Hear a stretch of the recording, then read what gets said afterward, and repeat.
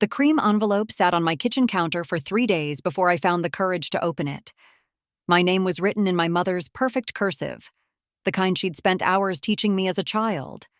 Hours where any mistake meant starting over, sometimes with tears streaming down my face. "Mom, aren't you going to open it?" Emma asked, sliding onto a bar stool and grabbing an apple from the fruit bowl. At 16, my daughter had a curiosity that knew no bounds. "It's probably nothing important," I lied, though we both knew better. Mail from my parents was rare enough to be significant. Emma rolled her eyes. "You've been staring at it every time you walk past. Just open it already." With trembling fingers, I slid my thumb under the seal. Inside was an elegantly designed invitation card. "Robert and Catherine Bennett request the honor of your presence as they renew their wedding vows after 40 years of marriage." 40 years. Despite everything, they'd stayed together.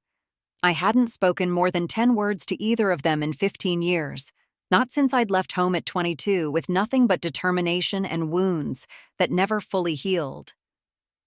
"What is it?" Emma asked, leaning forward. "My parents are renewing their vows. They want us to come." "Your parents? Like my grandparents?" Emma's eyes widened. "The ones I've never met?" I nodded, memories flooding back.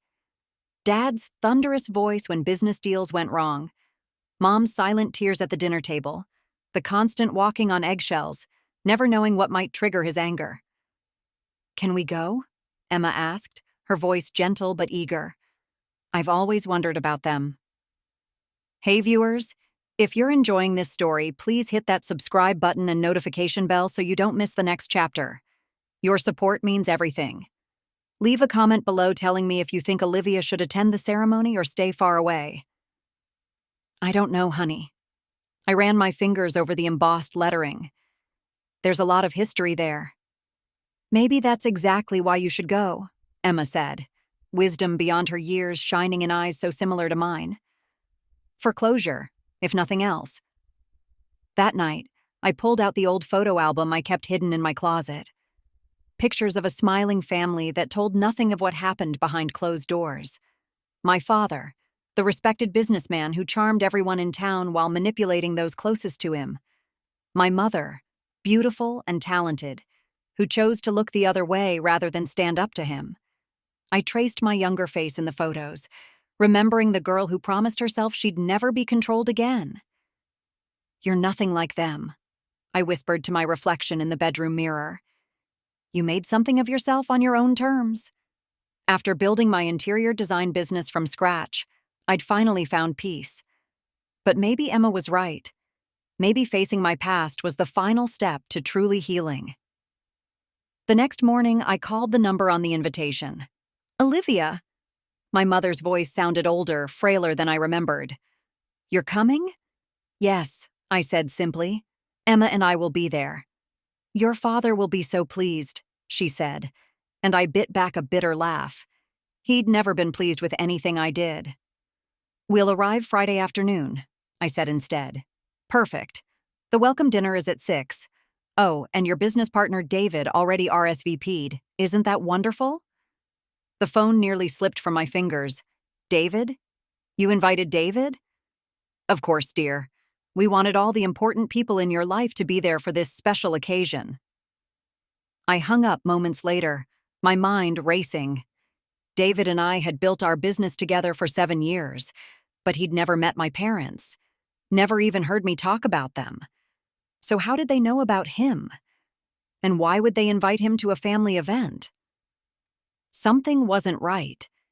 And suddenly, I wasn't sure if going home was healing old wounds or opening new ones. The Welcome to Riverside sign hadn't changed in 15 years. Faded blue paint, crooked from where Tommy Wilson had crashed into it our senior year. My hands tightened on the steering wheel as memories flooded back. "So, this is where you grew up?" Emma asked, pressing her nose against the window. "Home sweet home," I muttered, navigating the familiar streets that somehow felt smaller now. We passed my old high school, the park where I'd had my first kiss, and finally turned onto Maple Avenue, the wealthy part of town where my parents' colonial-style house stood imposing as ever. Wow, Emma whispered. It's like something from a movie. If only she knew what happened inside those perfect walls. I parked in the circular driveway behind several expensive cars. Deep breaths, I reminded myself. The door swung open before we reached it. My mother stood there, looking older but still elegant in her tailored pantsuit. "Olivia," she said, voice cracking slightly. "And this must be Emma." Emma stepped forward with none of my hesitation. "Hi, Grandma." I watched my mother's face soften as she embraced her granddaughter. Something tightened in my chest. Jealousy or protection, I couldn't tell. "Catherine, bring them in." My father's booming voice hadn't changed. He appeared in the doorway, silver-haired now but still imposing. His smile seemed genuine as he looked at Emma, but when his eyes met mine, I caught something calculating in them. "There's my successful daughter," he said, embracing me stiffly. "The entrepreneur. We have so much to catch up on." Inside, I was surprised to find several of my old friends already there. Jessica Mason, now a local doctor, hugged me too tightly. "Olivia, it's been forever," she said, but her eyes darted nervously toward my father. Similar strange reactions came from others. Warm greetings followed by awkward silences or abrupt subject changes. When I mentioned how surprised I was to see them all, Mark Thompson laughed too loudly. "Your dad insisted we all come. You know how persuasive Robert Bennett can be." I did know, all too well. At dinner, my father dominated the conversation, asking pointed questions about my business. "Interior design for the ultra-wealthy? Quite the niche you've carved out," he said, refilling his wine glass. "David tells me you're expanding to international clients now." I nearly choked. "You've been talking to David about our business?" "Of course. When we reached out about the vow renewal, we had a lovely chat." His smile didn't reach his eyes. I've always had a nose for successful ventures. Meanwhile, Emma had disappeared with my mother to look at photo albums. When they returned, Emma's eyes were bright with excitement. "Mom, Grandma showed me your old room, and pictures from when you were my age." My mother squeezed Emma's shoulders. "She's remarkable, Olivia. So intelligent." "Just like her mother," my father added, studying Emma in a way that made me uncomfortable. Intelligence runs in the Bennett blood. After dinner, while everyone moved to the living room for drinks, I excused myself to use the bathroom. Passing my father's study, I noticed the door ajar. On impulse, I slipped inside. The familiar smell of leather and cigars brought back childhood memories of being forbidden to enter. Now, papers were scattered across his desk. I quickly scanned them. Bank statements showing alarmingly low balances, letters from creditors, and a rejected loan application stamped high risk. My father was going broke. I heard footsteps and quickly moved away from the desk. Voices drifted from the hallway. My parents, speaking in urgent whispers. "She doesn't suspect anything?" my mother asked. "Not a thing," my father replied. "Everything's going according to plan." "Robert, are you sure this is the only way? She's still our daughter." "It's too late for other options. We need to make things right before it's too late." I pressed myself against the wall, heart pounding. Make what right? What were they planning? "Mom?" Emma appeared in the doorway, making me jump. "Grandpa's looking for you. He wants to make a toast." I nodded, trying to appear normal. "Coming, honey." But as I followed my daughter back to the gathering, I couldn't shake the feeling that I'd made a terrible mistake by coming home. The morning sun streamed through the guest room curtains as I stared at the ceiling. Day 2 of this strange homecoming, and the knot in my stomach had only grown tighter. A text lit up my phone. Marcus Reeves. "Coffee at Riverside Diner? For old time's sake?" Marcus had been my closest friend growing up, the only person who truly understood what went on in the Bennett household. We'd lost touch after I left, but seeing his name brought unexpected comfort. "I'm meeting an old friend," I told Emma, who was absorbed in her phone. "Want to come?" She shook her head. "Grandma's taking me shopping for the ceremony."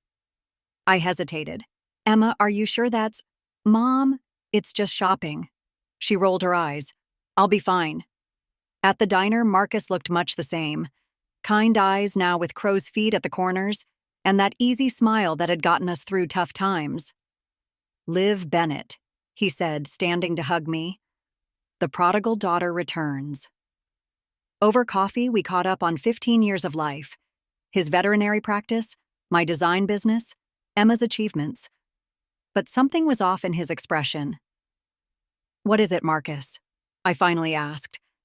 You've got that look, the same one from when you knew Tommy Wilson was cheating on me senior year and didn't want to tell me. He sighed, leaning forward. Why are you really here, Liv, after all this time? For Emma. She wanted to meet her grandparents. And you don't find the timing odd? Your parents suddenly reaching out after 15 years of silence? I shifted uncomfortably. What are you saying? People in town talk.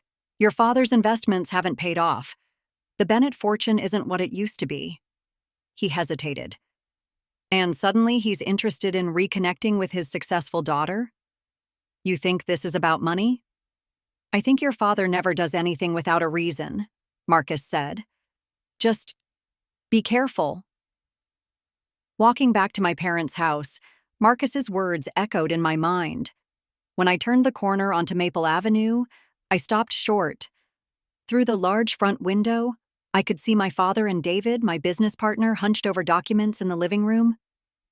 David pointed at something, and my father nodded vigorously. My chest tightened.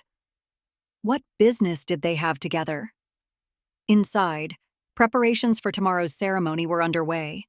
Florists arranged centerpieces while my mother directed a photographer in the garden. There you are, she called. We're taking family portraits before the light fades. The photo shoot felt surreal, smiling beside parents who were practically strangers, Emma beaming between them as if this were normal. The photographer positioned us in front of the library shelves, rearranging us for different combinations. Emma, stand beside your grandfather. Perfect, now just grandparents and granddaughter. I watched them together, my father's hand on Emma's shoulder, and felt a chill I couldn't explain. Later, I found Emma in the library, her face pale as she clutched a yellowed newspaper clipping. Mom? Her voice trembled. Who's Caroline Bennett? My forehead wrinkled. I don't know any Caroline. Why? She handed me the clipping. A grainy photo showed a teenage girl with familiar eyes, my eyes. The headline read, Local teen dies in tragic accident. It says she was their daughter, Emma whispered. Your sister. I stared at the paper, my hands shaking. That's impossible. I'm an only child. Not according to this. Emma pointed to the date, 3 years before I was born. A sister. A dead sister I never knew existed. Before I could process this, we heard voices approaching.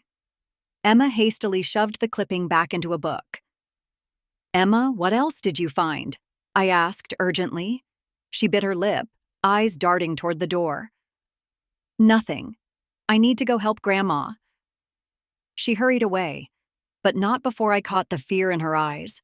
She was hiding something worse than a sister I never knew. And suddenly, tomorrow's vow renewal ceremony felt less like a celebration and more like walking into a trap. The garden transformed overnight into something from a fairy tale. White roses and lilies adorned every surface. Crystal glasses caught the afternoon sunlight, and rows of white chairs faced an elegant floral arch. It's beautiful, I admitted reluctantly. My mother approached in a silver gown that made her look years younger. You look lovely, Olivia. She straightened my necklace, her fingers lingering a moment too long. I've missed these moments. Something in her voice, a vulnerability I rarely heard, made my throat tighten. David arrived in a tailored suit, immediately engulfed in conversation with my father. When he spotted me, he hurried over. Olivia, your parents are incredible. Your father's been sharing some fascinating business insights. Has he? I kept my voice neutral. What exactly have you two been discussing? Before David could answer, music began, and guests took their seats. My father appeared, looking distinguished in his tuxedo. "Ready to escort me down the aisle again, daughter?" He offered his arm with a smile that, for once, seemed genuine. As we walked between the rows of guests, memories flooded back. Not all bad. Dad teaching me to ride a bike. Mom bandaging scraped knees. Christmas mornings before things went wrong. My mother waited at the altar, eyes glistening. Emma sat in the front row, looking uncharacteristically tense. The ceremony began, simple but emotional. My parents repeated vows they'd first spoken 40 years ago. My mother's voice broke when she promised to love him through better or worse. My father, usually so controlled, wiped away a tear. "In 40 years," the officiant said, "this couple has weathered storms and celebrated joys. They've raised a daughter they're immensely proud of." My father reached for my mother's hands. "Catherine, loving you has been the greatest privilege of my life. Our family is my greatest accomplishment." His eyes found mine in the audience, and something passed between us, a connection I thought long severed. For a moment, I wondered if I'd been wrong all these years, if perhaps people could change. After the ceremony, champagne flowed as guests mingled beneath string lights in the garden. My father clinked his glass for attention. "Thank you all for sharing this special day," he began. "Family is everything to Catherine and me, which is why we have a very special family announcement." His eyes found me in the crowd, and that familiar, calculating look returned. "Over the past few months, we've been working on something important, something that will secure the Bennett legacy for generations." A small hand grabbed my wrist. Emma, face pale, tugged me urgently away from the crowd. "Emma, what?" "We need to get out right now before it's too late," she whispered, panic in her eyes. "What are you talking about?" She pulled me behind a large hedge, glancing around frantically. "Last night I couldn't sleep. I went downstairs for water and heard Grandpa and David in the study." My stomach dropped. "What did they say?" "They were talking about papers for you to sign tonight. Something about transferring controlling interest." Emma's words tumbled out. "Mom, Grandpa told David he'd make him CEO once they pushed you out. And there was something else, about legal guardianship." "Guardianship? Of what?" Emma's eyes welled with tears. "Of me. Grandpa said once they proved you were mentally unstable like Caroline, they'd get custody of me and access to my trust fund." The world tilted beneath my feet. "My trust fund? What trust fund?" "The one your sister had. The one I'm apparently named after." Emma clutched my hands. "Mom, there are papers in your welcome packet. Grandpa made sure you got extra champagne. He told David you'd sign anything by the end of the night." My father's voice boomed across the garden. "Has anyone seen Olivia and Emma? It's time for our special surprise." Emma's fingers dug into my arm. "Mom, please. We have to leave now." Looking at my daughter's terrified face, everything clicked into place. The invitation, the sudden interest in my business, the calculating looks. This wasn't a reconciliation. It was a trap. "Leave everything," I whispered, gripping Emma's hand. "Just walk normally to the gate." We slipped through mingling guests, smiling stiffly at confused well-wishers. My mother caught my eye from across the garden, her expression unreadable. I looked away, my heart hammering. "Olivia," David's voice called out. "Your father's looking for you." "Keep walking," I murmured to Emma. We rounded the hedge toward the side gate. As we reached the driveway, my father's voice boomed through a microphone. If I could have everyone's attention, especially my daughter Olivia. The gate creaked as we pushed through. Emma stumbled, and I caught her elbow. "Car keys," I muttered, frantically patting my clutch. "Where are my—" "Looking for these?" A man in a dark suit dangled my keys, blocking our path to the rental car. I recognized him as one of my father's business associates. "Robert asked me to make sure you don't miss the big announcement." Emma's grip tightened on my hand. I forced a laugh. "Just getting something from the car. We'll be right back." His smile didn't reach his eyes. "I insist." He took a step forward. "Mom," Emma whispered. The street. Understanding immediately, I yanked Emma's hand and bolted toward the main road. The man shouted behind us, but surprise gave us a head start. We ran 2 blocks before flagging down a passing taxi. The driver looked alarmed at our formal wear and panicked expressions. "Where to, ladies?" I gave him Marcus's address, watching the side mirror for pursuers. "Mom, what's happening?" Emma's voice trembled. "I don't know exactly," I admitted, "but we're going to find out." Marcus opened his door in sweatpants, surprise turning to concern when he saw our faces. "Get inside," he said immediately, checking the street before locking the door. "What happened?" Between gasps, we explained. Marcus's face darkened. "I was afraid of this," he said, leading us to his living room. "Your father's been desperate since the market crashed last year. He's lost almost everything." "But why target me?" I asked.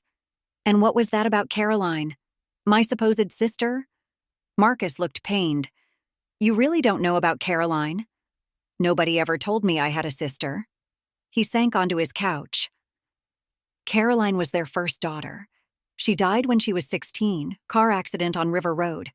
It was suspicious." "Suspicious how?"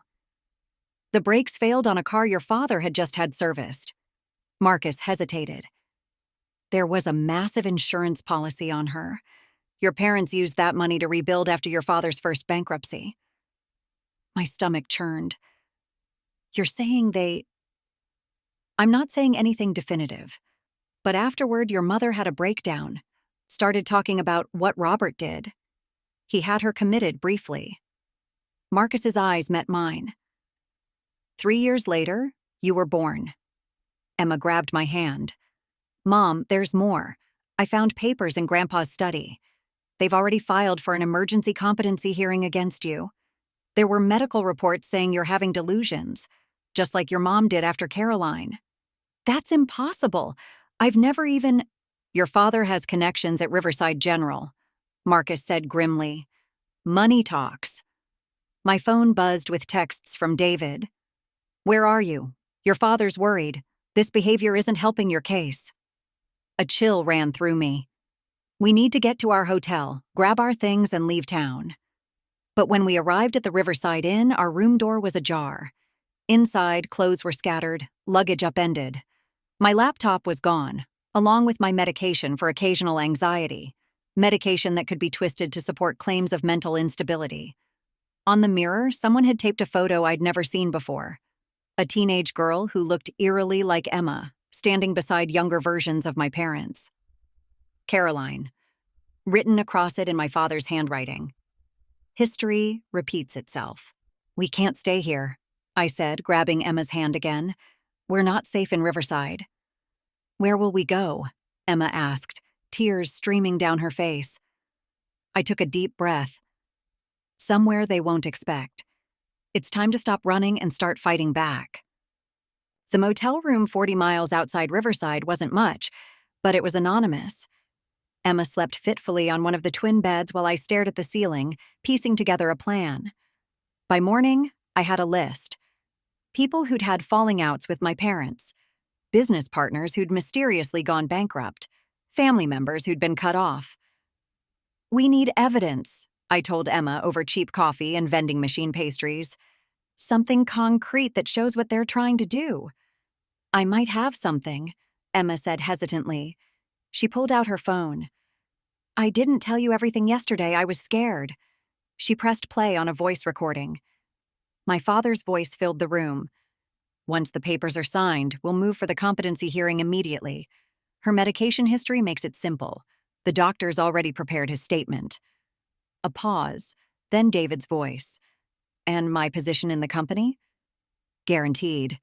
51% controlling interest, just as we discussed. All you need to do is testify to her erratic behavior." My hands shook. "When did you record this?" "The first night. I felt weird about Grandpa, so I left my phone recording in the study when they called me for dinner." Emma bit her lip. "There's more." The next recording was clearer. My father and mother arguing. "She'll never forgive us, Robert," my mother said. She doesn't need to forgive us. She just needs to sign. We did what we had to do with Caroline. We'll do what we have to with Olivia. I pressed pause, feeling sick. Emma, you're brilliant. But is it enough? She asked. Not yet, but it's a start. We spent the day making careful calls. First, my assistant back home, instructing her to secure all company files and revoke David's access codes. Then I called Aunt Meredith, my mother's sister who'd disappeared from family events when I was 12. Olivia? She sounded shocked. Is it really you? I need to ask you about my father, I said, and about why you stopped coming around. Silence then. He threatened to take my daughter away, said he'd prove I was an unfit mother unless I signed over my inheritance from Grandma. Did you? Of course. My daughter was everything to me. Her voice hardened. What has he done now? One by one, I connected with others. A former business partner living in poverty after my father invested his retirement funds. A cousin who'd been similarly threatened. Each conversation revealed another thread in my father's web of manipulation and control. By evening, Emma and I had compiled a dossier of testimonies, dates, and patterns. But we needed more. Documents, official papers, something that couldn't be dismissed as hearsay. We need to get back into that house, I said. Emma looked terrified. They'll be watching for us. Not if we... A soft knock interrupted us. Through the peephole, I saw my mother standing alone, shoulders hunched in the rain. Olivia? Her voice was thin. Please, I know you're in there. I pressed my back against the door. How did you find us? Marcus told me. He said you needed help. A pause. I'm alone, I swear. Emma moved beside me, eyes wide. Should we call the police? I hesitated. My mother had enabled my father for decades, never standing up to him, never protecting me. Please, she said again. I brought the files. About Caroline, about what he did, what we did. Something in her voice, a brokenness I recognized, made me crack the door, chain still latched. She stood soaked from the rain, clutching a manila envelope. Her perfect appearance from the ceremony was gone, replaced by smudged makeup and red-rimmed eyes. Why should I trust you? I demanded. You shouldn't, she whispered. I've never given you reason to. But Olivia, when I saw him targeting Emma, tears mixed with raindrops on her face. I couldn't let history repeat itself. Not again. She held out the envelope. Everything you need is here. Bank records, insurance policies, Caroline's real autopsy report. I stared at my mother, the woman who'd failed to protect me my entire childhood, now claiming to want to help. It could be another trap, Emma whispered. My hand hovered at the chain lock. Was this my mother's genuine remorse, or my father's most twisted manipulation yet? I let my mother in. The decision went against every instinct honed from years of self-protection, but something in her broken posture seemed genuine. Or perhaps I was simply desperate for answers. You have one chance, I told her as she sat shivering on the edge of the bed. One chance to tell me everything. And she did. For an hour, Catherine Bennett unleashed 40 years of secrets. How my father had orchestrated accidents for insurance payouts. How Caroline had discovered his schemes and threatened to expose him. How they'd covered up her murder. I was too weak to stop him, she whispered. Too afraid. But watching him target you and Emma... She clasped her hands to stop their trembling. I can't let him destroy another daughter. The documents she brought confirmed everything. Bank transfers, altered medical reports, and most damning, my father's detailed plans to seize control of my company and Emma's trust fund. We can go to the police, Emma suggested. I shook my head. My father has half the Riverside Police Department in his pocket. We need him to confess. That night, I formed a plan, dangerous and uncertain, but our only option. I'll need your help, I told my mother, studying her face for any sign of deception. And if you're playing me, I swear I'm not, she interrupted. Tell me what to do. 3 days later, I called my father. Dad, I, I think I'm ready to talk, to understand. His voice oozed concern. Olivia, we've been so worried. Your behavior at the ceremony was concerning. I know, I'm sorry. I've been under so much stress lately. Maybe you're right about me needing help. A pause. Why don't you come home? We can discuss everything over dinner. Everything was arranged. Before entering my childhood home, I checked the tiny microphones hidden in my jewelry. Pressed the emergency button on my phone that would alert Marcus if things went wrong. My father welcomed me with open arms, all concern and paternal warmth. David was there too, unable to meet my eyes. A family reunion. My father beamed, pouring expensive wine. Catherine has prepared something special. Throughout dinner, I played the part, vulnerable, slightly confused, increasingly pliant to their suggestions. I've been thinking about what you said, I told my father as dessert was served. About the business. Maybe a partnership with David makes sense. Exactly. My father leaned forward eagerly. We've already drawn up the papers. Simple signatures, really. He produced documents from his briefcase. I took them, flipping pages slowly. Section 4 is interesting, I remarked casually, where it transfers guardianship of Emma to you in the event of my incapacitation. The temperature in the room seemed to drop. My father's smile froze. Just a precaution, he said smoothly, for Emma's protection. Like you protected Caroline? The wine glass in his hand stilled halfway to his lips. I don't know what. It's fascinating, I continued, how history repeats. A daughter who knows too much, a convenient accident, an insurance payout. David shifted uncomfortably.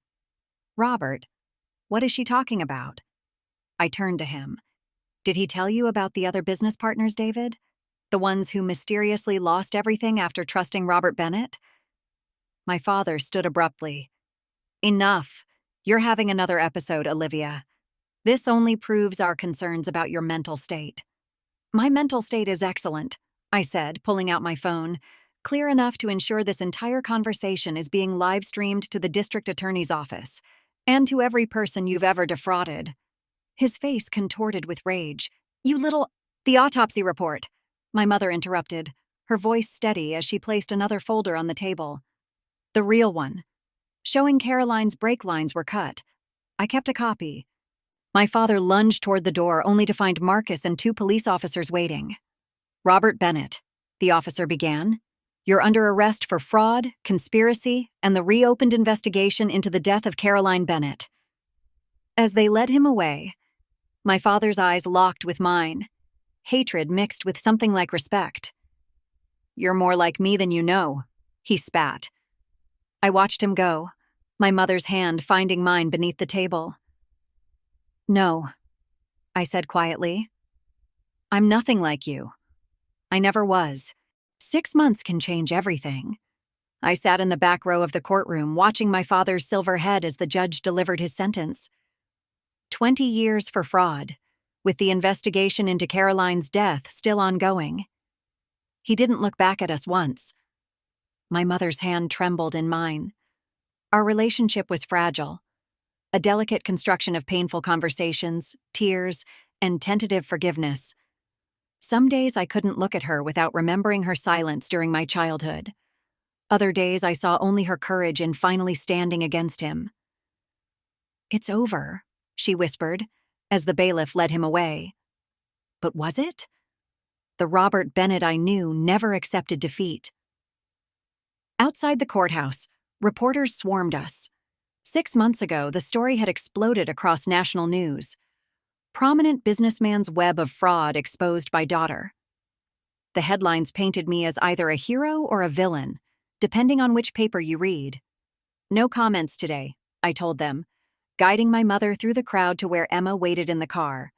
How did it go? Emma asked. As expected, I answered. He'll be away a long time. Emma nodded, her eyes showing wisdom beyond her 16 years. The ordeal had changed her too. The trauma counselor said that was normal. Discovering your grandfather was a monster would affect anyone. But Emma had channeled her pain remarkably. She'd started an online support group for teenagers from manipulative families. Already 50 members strong, they met weekly to share stories and healing strategies. "I have group tonight," she reminded me. "We're discussing healthy boundaries." I smiled, pride washing over me. "I'll drop you off after dinner." The business had survived too, stronger after David's departure. His betrayal had hurt, but removing him had revealed his years of small sabotages. Without him, we'd secured 3 major new clients and expanded into commercial spaces. "Are we still going?" my mother asked quietly as we drove. I nodded, throat tight. "It's time." The cemetery sat on a hill overlooking Riverside. Caroline's grave was simple, a stone angel marking the resting place of a sister I never knew. "She would have been 41 this year," my mother said, placing white roses against the headstone. "She was so much like you, stubborn, brilliant." I knelt in the grass, tracing the carved letters of her name. "Why didn't you ever tell me about her?" "Robert forbade it, said it would only upset you." She wiped tears. "I think he feared you'd ask questions, that you'd uncover what we'd done." Emma stood slightly apart, giving us space while remaining protectively close. "I'm sorry, Caroline," I whispered to the stone, "for what they did to you, for not knowing you existed." I placed my hand flat against the cool marble. "But he can't hurt anyone else now." As we walked back to the car, I felt something shift inside me. Not healing exactly, but a reclaiming of truth. My past had been built on lies, but my future wouldn't be. 2 weeks later, a letter arrived at my office. Prison postmark, my father's precise handwriting. "Olivia, you've won this round. I've had time to reflect on where I went wrong, not in my actions, but in my approach. I underestimated you, a mistake I won't repeat. You think you've reclaimed your life, but remember, I taught you everything you know about survival, about power, about winning. Family is forever, daughter. This isn't over.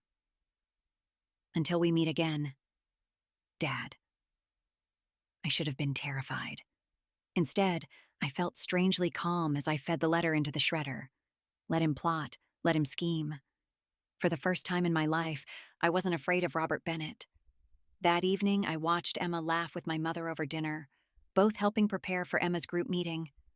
My phone buzzed with messages from Marcus, checking in as he did every day now. This was my family now. Broken, healing, real. Whatever threat my father still posed from behind bars would have to wait. I had reclaimed my story, and no one, not even Robert Bennett, would take that from me again.